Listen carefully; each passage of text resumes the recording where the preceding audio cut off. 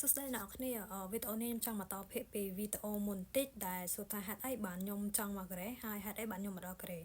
ប៉ុន្តែថាវីដេអូនេះវារៀងវែងតិចដោយសារតាពាក្យថាពលករមកដល់ប្រទេសកូរ៉េឆ្លងប្រទេសឆ្លងអីចាវាវែងមែនតើអញ្ចឹងដំបូងខ្ញុំចង់ចាប់ផ្ដើមពីតាំងពីឆ្នាំខ្ញុំចាំអត់ច្បាស់តាំងពីឆ្នាំ2015ហ្នឹងហើយ2015កាលហ្នឹងខ្ញុំដូចជាត្រឹម6 7 10អីទេអត់ទាន់គ្រប់អាយុអីប៉ុន្តែថារឿងមកកូរ៉េហ្នឹង8 10ឡើងតើថាខ្ញុំអត់ទាន់គ្រប់អាយុមែនប៉ុន្តែខ្ញុំចង់សុំឲ្យខ្ញុំរៀនកូរ៉េឲ្យចេះសិនដល់ពេលខ្ញុំគ្រប់អាយុដល់ពេលគេដល់ពេលលក់ពាក្យគឺយើងអាចទៅទិញពាក្យបានអីចឹងឧទាហរណ៍ថាបើគេលក់ពាក្យយើងអត់ទាន់គ្រប់អាយុយើងអាចទៅឡើងបានកាលហ្នឹងវាអត់សូវពិបាកអីទេយើងទៅភូមិឃុំទៅឡើងអាយុចឹងទៅព្រោះយើងចង់មកប៉ុន្តែហើយសួរថាម៉េចបាទខ្ញុំដឹងថាមានពលករមានអីមកកូរ៉េចឹងកាលហ្នឹង2015វាមិនសូវស្បូរ Facebook មិនសូវជាមានទូរស័ព្ទថាច់កាលហ្នឹងជំនាន់គេហៅទូរស័ព្ទថាច់អីចឹងវាអត់សូវស្បូរតែមានមួយអញ្ចឹងព្រោះកាលហ្នឹងខ្ញុំអត់តង់គ្រប់យុគប៉ុន្តែខ្ញុំចូលធ្វើការរោងចក្រអស់អញ្ចឹងទៅខ្ញុំមានលុយទិញអាពួក Nokia ពួក Samsung ពួកអីហ្នឹង100ជាងអីចឹងដែរអញ្ចឹងទៅឃើញគេមកស្លៀកពាក់ស្អាតហើយមានអារម្មណ៍ថាប្រាក់ខែច្រើនប្រទេសស្អាតប្រទេសដែលយើងចង់មកអីចឹងណាពេលហ្នឹងខ្ញុំអាយុតិចប៉ុន្តែការគិតខ្ញុំក៏វាមិនក្មេងអីហ្មងដែរគ្រាន់ថាយើងអាយុតិចធម្មតាបើប្រៀបធៀបមកឥឡូវប្រកាសជាបទពិសោធន៍ច្រើនជាងអាយុច្រើនជាងហើយអ្នកស្គាល់ខ្ញុំក៏ដឹងថាខ្ញុំអាយុប៉ុណ្ណឹងបទពិសោធន៍ជាមួយនឹងរូបរាងគឺវាអត់សមនឹងអាយុឯងអារូបរាងក៏ចាស់ចិត្តកំណត់ហ្នឹងក៏ចាស់ដែរកាលហ្នឹងខ្ញុំទៅសុំគាត់ថាខ្ញុំចង់សុំរៀនទៅកូរ៉េអ្វីដែលគាត់តបមកដាច់ខាតហ្មងមិនមែនតែម៉ាក់ខ្ញុំទេណាបងខ្ញុំចរូនមួយមីងពូអីហ្នឹងគឺអត់មានសូម្បីម្នាក់ហ្មងសូម្បីតែអ្នកស្គាល់អីគឺថាទៅកូរ៉េមិនទេទៅតាមណៃអត់មានអ្នកគេម្នាក់ហ្មងមានតែមានម្នាក់ដែរការធ្វើការរោងចក្រមួយខ្ញុំហ្នឹងមានតែម្នាក់ហ្នឹងឯងដែលគាត់ចង់មកដូចខ្ញុំដែរហើយខាងគ្រួសារគេហ្នឹងគេអត់ប្រកែកទេគេឲ្យមកប៉ុន្តែថាគាត់ហ៊ានប្រឡងធ្លាក់ទៅក៏គាត់ឈប់ដល់ឥឡូវទៅខ្ញុំនិយាយតរឿងថាហេតុអីបានមូលហេតុអីបានម៉ាក់ខ្ញុំហ្នឹងគាត់ដាច់ខាតកាលហ្នឹងអាចនឹងវាមានហេតុផលច្រើនជាមួយខ្ញុំរាប់ទី1អាចនឹងជាខ្ញុំក្មេងពេកទី2អាចនឹងខ្លាចគេបោកពេលថាអត់ដឹងថាក្រសួងមានច្បាប់តន្ត្រូវខ្លាចមេខ្យល់គេយកទៅព្រោះជំនាន់កាលហ្នឹងល្បីគេទៅធ្វើចំណាក់ស្រុកនៅម៉ាឡេស៊ីថាមកវិញឈួតមកអីគឺប្រាក់ខែវាមិនច្រើនហើយគេធ្វើបាបតាមមេខ្យល់តាមអីគាត់ខ្លាចអញ្ចឹងជាមួយផ្ទះខ្ញុំតំបន់ខ្ញុំហ្នឹងក៏អត់មានតែគេទៅអញ្ចឹងហើយគាត់អត់មានជាគំរូហើយសូម្បីតែគ្រួសារបងប្អូនចដូនមួយអីមិត្តភក្តិខ្ញុំអត់មានតែគេទៅហ្មងហេតុអីបានខ្ញុំត្រូវទៅសុំគាត់ទៅឲ្យគាត់ព្រមឲ្យកើតពេលហ្នឹងខ្ញុំដាច់ខាតតែចង់មកហើយម៉ាក់ខ្ញុំដាច់ខាតថាមិនឲ្យមករបៀបថាដាច់ខាតរៀងខ្លួនឆ្លោះគ្នាខ្លាំងមែនតើថាដាច់អហង្ការខ្លាំងពេកខ្ញុំឡើងប្លែងឈប់កាត់ប៉ុន្តែក្នុងចិត្តនៅតែចង់ប៉ុន្តែរកគ្រប់វិធីសាស្ត្រមែនតើសាលានៅម្ដុំកប់ស្រូវហ្នឹងឯងគេមានបើកសាលាបើកអីតែបើយើងអត់អាចទៅដល់សាលាហ្នឹងទេយើងទិញសភៅរៀនកាលនោះមួយក្បាល6រៀលថ្លៃមួយថ្ងៃរោងចក្រមួយថ្ងៃអត់ដល់បាន4 5រៀលហ្នឹងជំនាន់ហ្នឹងអញ្ចឹងហើយរៀងថ្លៃឲ្យលួចទិញឲ្យលួចមើលសភៅហ្នឹងលួចមើលបើកក្លុំភួយឲ្យបើក N7 អាថ្មអីហ្នឹងបើកមើលប៉ុន្តែរៀនមិនចេះបើអត់មានគ្រូមានអីហ្នឹងហើយក្នុងហ្នឹងក៏ពិបាកមិនដឹងរៀនចាប់ដើមពីណាអីទៅណាយកសភៅទៅរោងចក្រអីគេនាំគ្នាសើចគេនាំគ្នាអានស្រាក់អាយ៉ាអយ៉នរបស់ភាសាកូរ៉េនៅក្នុងគេនាំគ្នាសើចគេនាំគ្នាផ្អាប់តែខ្ញុំអត់អីទេព្រោះវាជាផ្លូវដែលខ្ញុំត្រូវរើសថ្ងៃមួយគាត់ដឹងថាខ្ញុំលួចទិញសភៅហ្នឹងប៉ុន្តែគាត់នៅតែដាច់អហង្ការដដែលថាបាច់ខំប្រឹងរៀនបាច់ខំប្រឹងធ្វើអីទាំងអស់វាថាពីមួយថ្ងៃទៅមួយថ្ងៃគាត់ដាច់ខាតគឺអត់ឲ្យរហូតដល់ថ្នាក់ថាខ្ញុំរៀងមើលទៅប្រហែលជាអត់វាសនាអីដូចគេនិយាយអត់ឆ្អឹងដែរដូចគេអញ្ចឹងណាចឹងហើយក៏ឈប់រហូតខ្ញុំឈប់រហូតមែនប៉ុន្តែថាក្នុងចិត្តវាតែងតែថ្ងៃណាមួយអាចទៅអត់ណោះប៉ុន្តែក្នុងចិត្តមួយវាឆ្លងឆ្លើយគ្នាវាថាចិត្តមួយចិត្តចង់ទៅចង់ទៅចិត្តមួយថាវាមិនដែរដាច់ខាតហើយមកជាតិនេះគ្មានអាចទៅក្នុងនាមជាពលករបើថាឃើញខំប្រឹងរកស៊ីធ្វើការងាររកស៊ីមានលុយអន្សំទៅតាមធัวទៅតាមលក្ខណៈជាការទៅដើរលេងនៅកូរ៉េអញ្ចឹងណាតែបើទៅជាលក្ខណៈពលករគឺអត់អាចដាច់ខាតដែរប៉ុន្តែថ្ងៃមួយអ្នកនរគ្នារាប់ទៅពីឆ្នាំ2015រហូតដល់2023ថ្ងៃឆ្លងឆ្នាំថ្ងៃ1ខែ1ហ្នឹ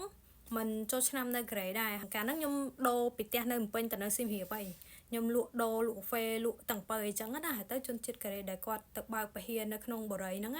ងគាត់មកទិញ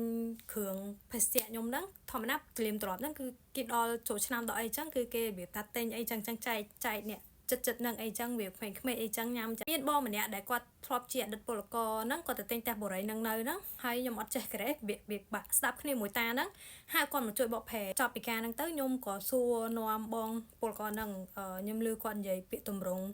់គួរសមដែរតម្រង់អត់គួរសមអត់ផ្លូវការណាចុះកាលដែលចំនួន2015ហ្នឹងខ្ញុំរៀនបានខ្លះដែរ បន្តែខ្ញុំភ្លេចនិយាយរឿងថាខ្ញុំនិយាយម្លងហើយការឆ្នាំ2020ខ្ញុំចាំអត់ច្បាស់ទេ2020ជំនាន់ COVID អីហ្នឹងខ្ញុំក៏ចាប់ដើមពីពេលនេះបាក់ទឹកចិត្តរៀងដៅណោះហើយខ្ញុំក៏ចាប់ដើមស្គាល់ BTS ក៏ប៉ិត BTS គេកើតយូរហើយប៉ុន្តែខ្ញុំតែស្គាល់ពេលខ្ញុំដើរហ្នឹងដោយសារខ្ញុំមើលវីដេអូរបស់ជីនទៅក៏ប្លែកធ្វើខ្ញុំសើចទៅមានអារម្មណ៍ថាការហ្នឹងវាដើរណោះអត់ខ្ញុំមានអារម្មណ៍ថាមើលក៏ប្លែកអីក៏អត់សើចដែរតែពេលខ្ញុំស្គាល់ BTS ខ្ញុំមានអារម្មណ៍ថាមើលជីនហើយក៏ប្លែកអញ្ចឹងទៅខ្ញុំក៏និយាយថា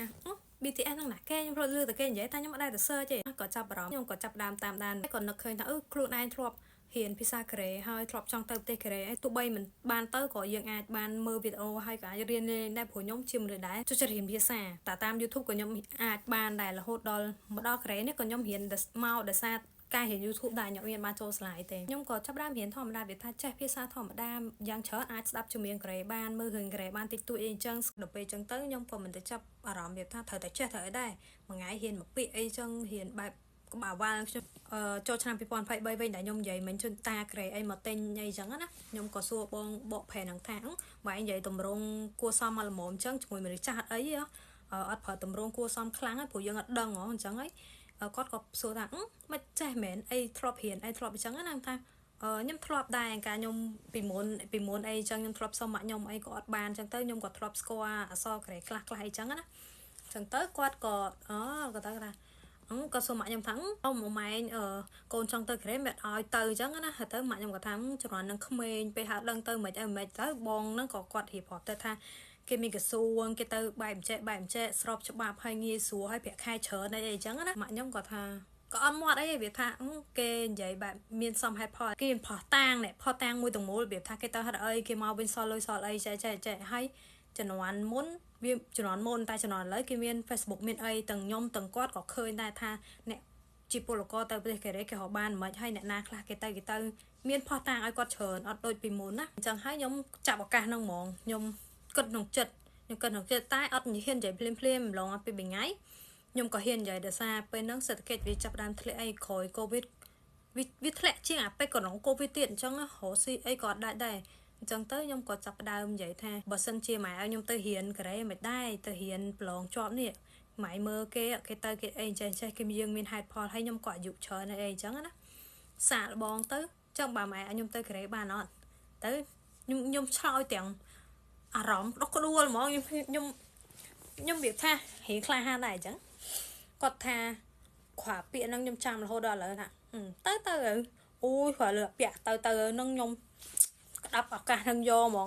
ខ្ញុំតាំងចិត្តថាខ្ញុំនឹងមិនអាចធ្លាក់ជាដាច់ខាតខ្ញុំខំប្រឹងរៀនណាធម្មតាយើងអ្នករកស៊ីបើសិនខ្ញុំឈប់លក់ដូរទៅរៀនយើងអត់មានចំណូលទេយើងកំពុងអត់លុយអត់ចំណូលដាច់ហិរញ្ញវត្ថុស្រាប់ផងតែយើងឈប់រកស៊ីទៀតបានលុយណាប្រើអាជំនាញដែលខ្ញុំរៀនតាម YouTube ក៏បានសម្រាប់ខ្ញុំណាបានអ្នកផ្សេងគេតែងតែសើចថាអូយរៀនតាម YouTube តែឯងរៀនកើតគាត់រៀនកើតតែបើខ្ញុំរៀនកើតហើយរៀនបានល្អទៀតព្រោះខ្ញុំអត់ចូលចិត្តការដែលទៅថ្នាក់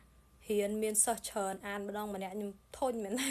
ខ្ញុំត្រូវការរៀនក្បាលវ៉ាល់របស់ខ្ញុំចេះពាក្យហ្នឹងហើយខ្ញុំទៅមុខពីមួយមេរៀនទៅមួយមេរៀនគឺតាមក្បាលវ៉ាល់ខ្ញុំអត់យល់ខ្ញុំបកក្រោយបានខ្ញុំខាមកក្រោយបើខ្ញុំយល់ហើយខ្ញុំទៅមុខណាក្បាលវ៉ាល់ខ្ញុំចឹងយើងមានពេលរកស៊ីបានលុយហើយយើងបានចំណេះទៀតអត់អស់ថ្លៃបងសាលាអត់បងអីចឹងអត់មានត្រូវការចំណាយលុយចំណាយពេលវេលាទៅដល់សាលាទៀតវាចំណេញពេលចឹងទៅរៀនបដាលក់បដាអត់មានគេបើទិញទៅរៀនទៅគេមកទិញលក់សិនទៅខ្ញុំរាប់ចាំងពីខែ1ឆ្នាំ2023ហ្នឹងមកហ្មងខ្ញុំរៀនដូចជាខែ2គេចាប់ដើមប្រកាសលក់ពាក្យខែ3គេលក់ពាក្យខែ5ខ្ញុំចាប់ដើមទៅប្រឡងខែ8ប្រឡងទៅជំនាញខែ9ដាក់ពាក្យស្វែងរកការងារចាប់ដើមពីខែ10ខែ11ហ្នឹង3ខែគេរើ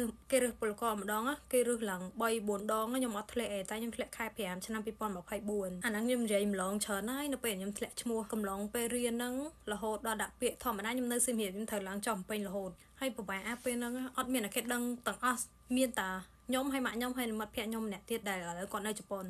មានតែ3នាក់ហ្នឹងឯងពេលចង់សួរអីប្រហែលភាសាមួយម៉ាក់ខ្ញុំគាត់មនុស្សចាស់គាត់អត់សូវដឹងទេតែបើភាសាមួយមិត្តភក្តិខ្ញុំហ្នឹង